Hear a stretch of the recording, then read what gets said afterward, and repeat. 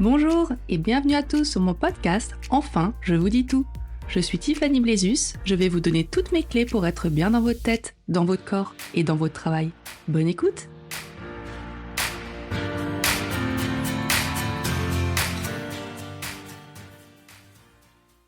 Bonjour à tous! Cette semaine, on va parler burn-out ou comment se relever après un burn-out. On va commencer tout de suite avec le sens au travail. Donc le sens au travail, le sens de la vie qu'on peut mener, le sens des actions qu'on fait n'a jamais été autant d'actualité. Et je le comprends parce que plus jamais j'y ai été confrontée. Donc pourquoi on est là? Pourquoi on fait cette action-là? Pourquoi on a ces comportements-là? Pourquoi on travaille à cet endroit? Pourquoi on accepte de ressentir ces émotions-là? Quel est le sens de tout ça? Pourquoi on s'inflige cette vie-là? A-t-elle vraiment du sens? Donc ça, c'est beaucoup de questions que j'ai recensées, auxquelles j'ai été confrontée il était dans mon esprit pendant un petit moment. Donc dans cet épisode, je vais pas développer de manière philosophique, la thématique du sens de la vie, hein, je vous rassure, parce que déjà j'en ai ni les compétences, ni la prétention. Mais je vais plutôt vous parler de mon expérience dans ce manque de sens qui m'a conduite à faire un burn-out, l'an dernier, il y a quelques mois. On va dégrossir brièvement ce que c'est un burn-out, bien que cette notion soit déjà bien connue, hein, pour la plupart, étant donné l'ampleur du phénomène les dernières années. Et on va surtout parler de l'après burn-out ou plutôt, comment on fait pour s'en relever, quoi. Quelles actions j'ai mis en place, grâce à qui, pourquoi, le fameux pourquoi. Ça aussi, j'en dédierai un épisode. Comment et surtout qu'est-ce que je vais mettre en place pour que ça n'arrive plus jamais, quoi. Donc je voulais faire un épisode court, mais bon, au vu de tout ça, je crois que ça va durer un peu. Donc déjà, le burn-out, c'est quoi? Donc on peut définir le burn-out comme étant le stade final d'une exposition à des situations de stress professionnel chronique ou récurrent. Donc en gros, c'est le summum de l'épuisement physique, émotionnel et mental. Il est lié à la dégradation du rapport qu'un salarié a avec son travail. Donc vous l'aurez compris, quand on parle du burn-out, on parle travail. L'élément déclencheur, c'est le travail.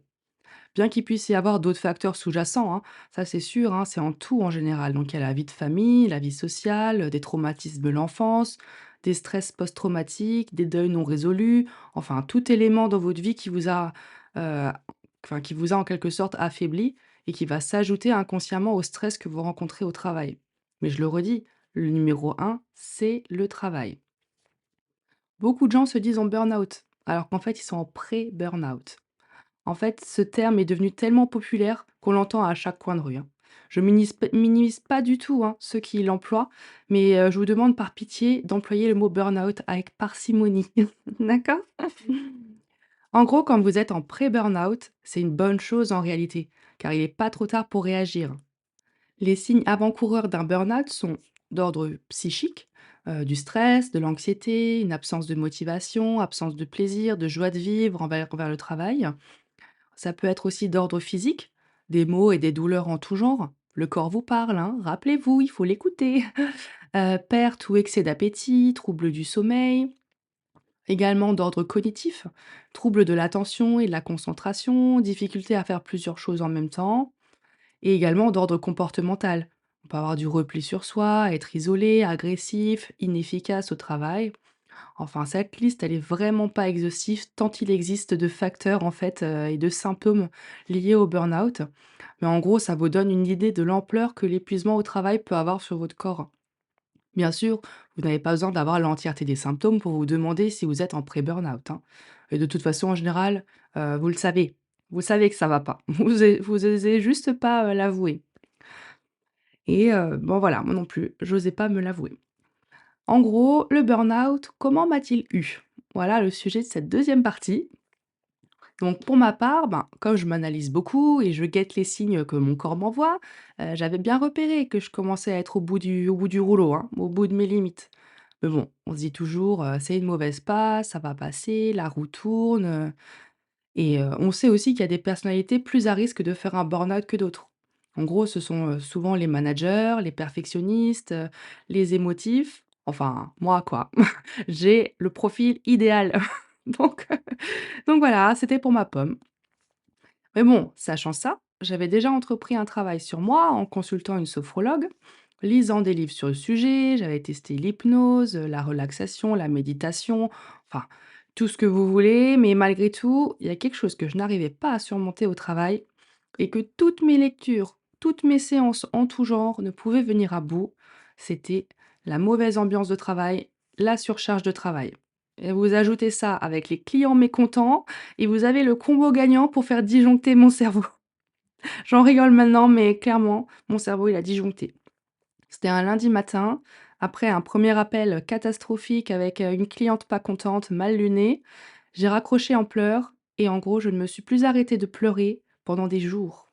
Mais c'est pas une blague, vraiment, des jours. Je pleurais en continu, dans ma voiture, dans mon lit, chez le médecin, à la pharmacie, en me promenant, tout le temps. En fait, ça coulait, j'arrivais pas à m'arrêter. C'était impossible.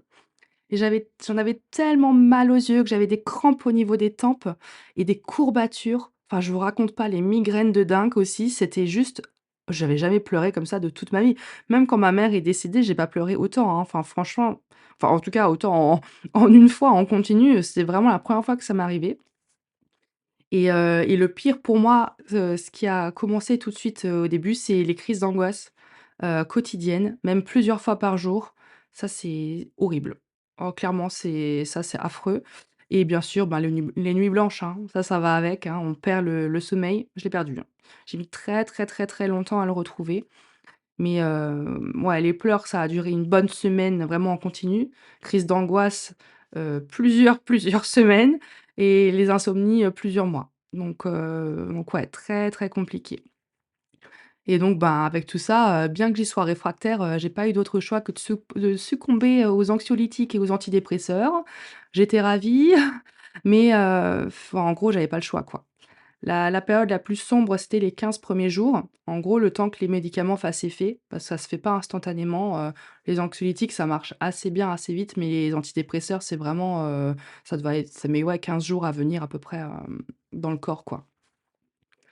Donc ouais, 15 premiers jours extrêmement sombres. C'était dur pour moi, mais je pense que le plus dur encore, c'était pour mon mari qui était complètement impuissant et mes enfants, devant lesquels je ne pouvais rien cacher. Donc très dur. De toute façon, enfin pour moi, c'en était fini, de devoir faire croire que ça va alors que ça fait des mois qu'intérieurement ça va pas. Donc je voulais rien cacher à mes enfants. De toute façon, je pouvais pas. Ils voyaient très bien à ma tête que ça n'allait pas. On peut pas mentir, hein, devant un enfant de toute façon. Ils savent tout, ils voient tout, ils ressentent tout. Donc j'ai dû leur faire comprendre que la maman, elle va pas bien en ce moment et franchement, ils étaient très cool du coup. Je pense qu'ils se sont dit: «Là, ça c'est pas le moment qu'on l'embête. Alors on va être plutôt sympa avec maman» et vraiment, ils étaient, adorables. Donc ils ont bien compris donc ça, c'était au moins une bonne chose. Et donc voilà pour la période vraiment très, très sombre. Mais ce que j'ai vraiment envie de développer dans cet épisode, ce qui est le plus intéressant, je pense, c'est toujours ce concept de résilience que j'ai très à cœur. Et en gros, ben, voilà, c'est comment on se relève, comment on s'en sort. Donc voilà le point de cette troisième partie. Donc ce qui m'a fait sortir la tête de l'eau, ben, c'est clairement mes enfants et en l'occurrence Charlie. C'est vraiment une situation miroir, comme je vous l'avais raconté dans l'épisode 2, quand je vous disais que j'ai fait face à toutes mes difficultés et à la perte de ma maman, car ma seule motivation profonde, c'était d'avoir la garde de Charlie et j'ai tout donné pour y arriver et ben là, c'est pareil, quoi. C'était pas un décès que j'ai vécu, c'était un burn-out et c'était Charlie ma plus grande motivation pour arrêter de pleurer. C'était pas possible pour moi, qu'il soit malheureux à cause de moi, parce qu'il s'inquiétait énormément de mon état. Donc en fait, vraiment, je me dis d ouais, pour lui, non, je peux pas. Je dois être forte et cetera mais bon, malgré tout, c'est en me disant que j'étais forte, ça n'allait quand même pas. Je continuais à pleurer et du coup, quelques jours après, ce lundi matin, donc le burn-out, vraiment le summum du burn-out, je crois que Charlie, il en a eu il en a eu assez de me voir pleurer et il est venu me voir en me disant qu'on irait au trampoline park, l'après-midi même. Alors clairement, c'était inenvisageable. J'étais encore en pyjama, accoudée sur l'îlot de la cuisine, mon café complètement refroidi, le regard dans le vague, hyper fatiguée car c'était ma 4e nuit, presque blanche d'affilée et vous savez quoi? Bah, on y allait quoi. Je me suis mise un coup de pied aux fesses parce que je voulais faire plaisir à Charlie et surtout j'avais bien compris qu'il fallait que je sorte un peu de chez moi. et même moi, hein, j'en avais ras-le-bol, en fait, de mon état donc bon, trampoline park, bon, c'est pas l'expérience de ma vie, voilà, mais au final, j'ai pas regretté, quoi. On a passé plus d'une heure à sauter dans tous les sens. Enfin, j'étais clairement la plus âgée du parc, hein, ça c'est sûr, mais je m'en fichais. On s'est amusé comme jamais, on a rigolé, on s'est dépensé énormément. Rien que rire et retomber en enfance, ben, ça m'a fait un bien incroyable. Et quand on est sorti du trampoline park, Charlie m'a dit, «Maintenant que tu t'es défoulé, demain tu vas te surpasser». Bon alors là, je dis: «Qu'est-ce qu'il me promet encore là? C'est quoi cette histoire?» Sur le moment, j'ai pas trop compris et le lendemain, on est allé où? À l'escalade. Alors ça aussi, c'est un délire, hein. J'aurais jamais fait d'escalade, sans lui, hein, parce que clairement, j'ai tellement le vertige que c'est vraiment pas mon truc et encore une fois, bah, il a eu raison de m'y traîner, quoi. Parce que je me suis surpassée. J'ai réussi à monter à 7 mètres de haut, j'étais trop fière. J'ai escaladé tous les murs, on s'est amusé, on a fait du sport en même temps, donc clairement, c'est tout ce qu'il me fallait et il avait vu juste, quoi et avec ces 2 activités-là, enfin, clairement, je me suis dit: «Mais en fait, c'est ça la vie». La vie, c'est ça, la vie, c'est faire des choses qui nous plaisent, passer du temps avec ses enfants, c'est rire, c'est être insouciant, de faire des choses qui nous sortent un petit peu de ce qu'on aime faire, mais voilà, pour trouver, d'autres moments intéressants dans la vie que le boulot et le quotidien, quoi. Et en fait, je pense que j'avais vraiment perdu ça. J'avais perdu voilà, cette joie de vivre, j'avais perdu tout ce qui m'animait, en fait, et qui devait m'animer au quotidien, ben, ça avait disparu. Et en fait, même si j'ai mis plusieurs mois finalement à aller mieux, mais Charlie, il a su créer le déclic en moi que je connaissais déjà, mais qui plus que jamais allait rester dans ma tête, quoi. Le plus important de ma vie, c'est mon mari et mes enfants. Et rien d'autre ne peut me mettre dans un état pareil de dépression. Rien, rien du tout, À partir de ce moment-là, je me suis interdite de revivre un burn-out et de faire passer un travail ou qui que ce soit d'autre devant ma famille et moi, quoi. Donc il a fallu ce déclic-là. Et cette prise de conscience, elle pouvait venir, que de moi et que je m'en convainque vraiment intensément. Même si je me doutais que ça trottait dans ma tête, c'est sûr, mais tant qu'on n'a pas cette prise de conscience profonde, on ne peut pas mettre les changements en place. De toute façon, c'est quelque chose que je vais vous redire, je pense, assez souvent, comme le fait d'écouter votre cœur, c'est de que la prise de conscience, elle doit venir de vous et uniquement de vous. Et même si vous trouvez que c'est toujours trop tard, qu'on prend compte des choses trop tard, au final, c'est pas trop tard. Si ça arrive à un moment donné, si c'est arrivé maintenant pour moi, c'est que c'était le moment dans ma vie où il fallait que je fasse des changements. Avant, c'était trop tôt, après, c'est trop tard, mais peu importe, on refait pas le passé. Ça veut pas dire que ça n'arrivera pas plus tard, hein. Je suis à l'abri de rien, mais en tout cas, je sais que je vais mettre des choses en place, nouvelles choses en place, qui vont, empêcher que ça se reproduise. Ou en tout cas, si ça devait se reproduire dans le futur, je pourrais dire que j'ai fait mon maximum pour que ça n'arrive pas. Bon, on verra ce que l'avenir me réserve. Je dirais donc que mes clés pour me sortir du burn-out, donc ce qui a marché pour moi, hein, et je parle uniquement de moi, c'était, ben, le sport, évidemment. J'ai fait énormément de sport, je vraiment je des heures et des heures et des heures, en grande partie de la marche. Donc je vous renvoie à l'épisode 5, hein, pour ceux qui souhaitent en savoir plus, sur les bienfaits de la marche pour la santé mentale. Je ne vais pas tout redire ici, mais bon, de toute façon, pour moi, le sport a toujours été mon moyen d'extérioriser tout mon stress, et ça l'est encore aujourd'hui, hein. Si je fais autant de sport, c'est avant tout pour ma santé mentale et parce que j'adore ça. Bien sûr, ce qui a aidé, ben, c'est l'arrêt du travail, hein, sans aucun doute. Et ça, c'est très dur, très culpabilisant, mais absolument nécessaire. En fait, ce qui est très frustrant, c'est de passer d'une vie à 100 à l'heure, dans un état de surstimulation H24, à rien, ou presque rien. Et là, c'est le vide, quoi. C'est horrible. Une sensation vraiment terrible, terrible. J'ai toujours eu peur de rien faire. Parce que quand on fait rien, ben, on cogite, on rumine. Et là, croyez-moi, j'ai eu le temps de cogiter, hein. Au final, je me rends bien compte que c'était nécessaire de passer par cette phase d'introspection et de sortir toutes les émotions enfouies au fond de moi. Il fallait de toute façon qu'en fait, mon corps, de toute façon, c'est simple, hein, mon cerveau, il a, il a lâché, mon corps, il a lâché.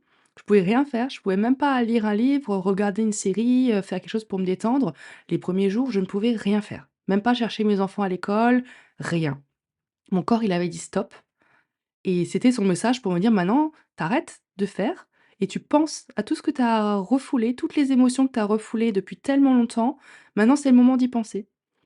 Et de toute façon, j'avais j'avais pas le choix. Donc je pleurais et je pensais à tout ce que j'avais, voilà, pas dit, au travail, ben, surtout parce que forcément l'élément déclencheur, c'est ça et au début, je ne voyais que ça. Pour moi, c'était, ce travail qui m'a mis dans cet état-là et seulement après, quand j'ai pu digérer un petit peu le côté travail, j'ai pu m'intéresser, aux éléments de ma vie antérieure qui sont ressurgis. Mais ça, c'est venu vraiment dans un temps 2 où j'ai travaillé encore plus sur ce que je j'avais pas totalement guéri de mes blessures du passé.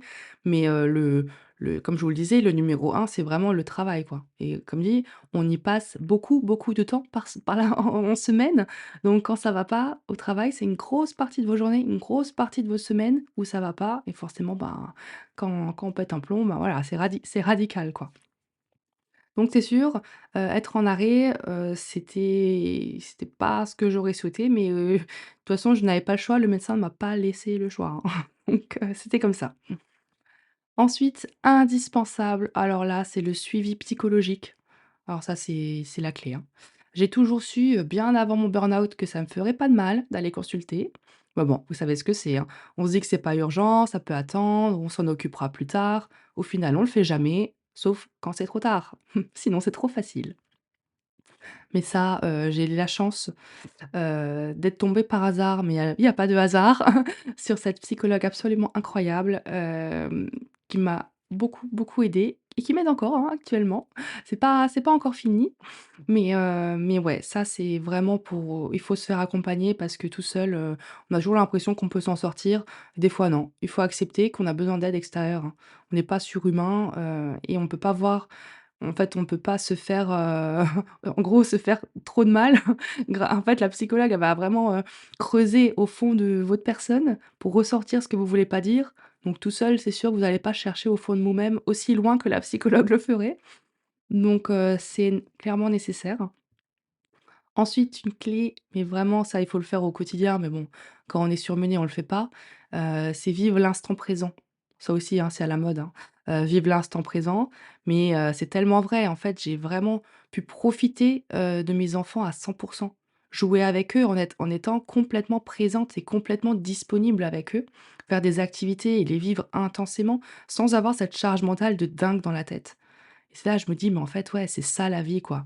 Profiter de ce temps de qualité avec mes enfants qui sont petits, qui grandissent tellement vite. C'est maintenant qu'ils ont besoin de moi, qu'ils ont envie de jouer avec moi, de faire des puzzles, des circuits de voitures ou des Lego, mais c'est voilà, c'est des moments de partage, mais qui sont tellement riches et j'ai l'impression que je suis passée à côté de plein de moments comme ça parce qu'au final, j'étais obnubilée, ben, par cette charge de travail, mais énorme et ce stress, mais permanent.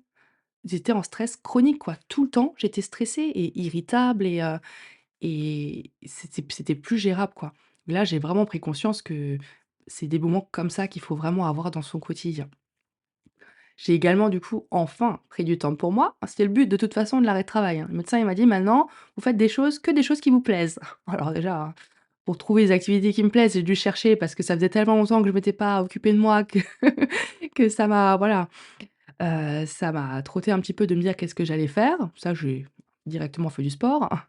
Mais bon, c'était pas faute qu'on m'ait mise en garde pendant des années pour me dire: «Attention, prends soin de toi, ne t'oublie pas» et cetera.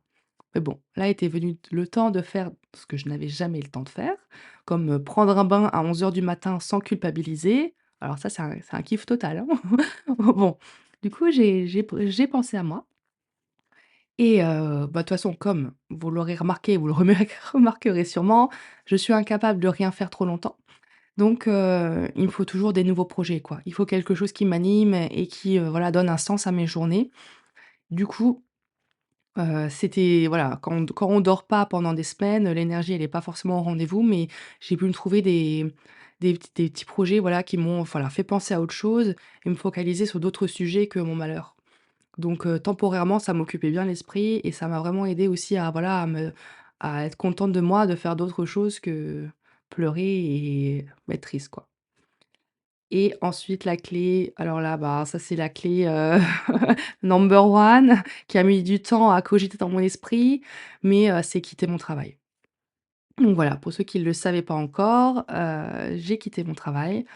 En fait, quand j'ai compris qu'il y avait pas d'autre issue pour moi et que c'était de toute façon la meilleure chose à faire, en fait, c'était devenu une révélation. Je me suis, c'est comme si la fleur, elle était complètement fanée. Oui, la fleur, c'est moi, voilà. J'étais une fleur complètement fanée, éteinte, voilà, qui avait perdu tous ses pétales et là, en fait, je commençais du coup à m'ouvrir et à être vraiment, à reprendre goût à la vie, quoi. Et c'est, le moment où j'ai compris ça, qu'il fallait que je parte, que ça y est, j'étais alignée avec moi-même et je savais que c'était cette décision et qu'il y avait pas d'autre choix et vraiment, j'étais totalement convaincue et en me disant que de toute façon, il y aurait pas de retour en arrière. Pour moi, c'était sûr, c'était maintenant. De toute façon, quand je prends une décision, comme ça, en général, c'est difficile pour moi de faire marche arrière et là encore plus. C'était évident qu'il fallait que je prenne cette voie-là, quoi. Donc on va dire que mon burn-out, en gros, il a duré 4 mois, ce qui est peu, hein. Franchement, il y a beaucoup de gens qui sont dans des périodes de dépression comme ça, mais ça dure très, très longtemps. Donc on va dire que ça a duré 4 mois, hem, que 4 mois, je pense grâce à tout ce que j'ai mis en place. Donc ce que je vous ai listé plus haut, hein, le sport, l'arrêt de travail, le suivi psychologique, les nouveaux projets, vivre l'instant présent, prendre du temps pour moi, quitter mon travail et cetera. Donc vraiment et ce qui a vraiment été aussi, fort voilà ma force, c'est cette résilience, qui m'anime tout le temps en voulant absolument m'en sortir, quoi. Dès qu'il y a un événement qui est difficile, j'ai cette motivation et cette volonté de m'en sortir, mais plus que tout, quoi. Donc je dirais que ces 4 mois, ils sont décomposés en 4 phases. En gros, un mois de pleurs. Donc 1 mois pleurs, crise d'angoisse, nuit blanche, enfin un mois, très, très sombre dans ma vie. Ensuite, 1 mois, d'achat et de montage de meubles pour monter les meubles de notre investissement immobilier qu'on avait en parallèle. Donc en gros, c'est un second mois où du coup j'ai commencé à faire d'autres choses que de me lamenter sur mon sort et de faire du sport.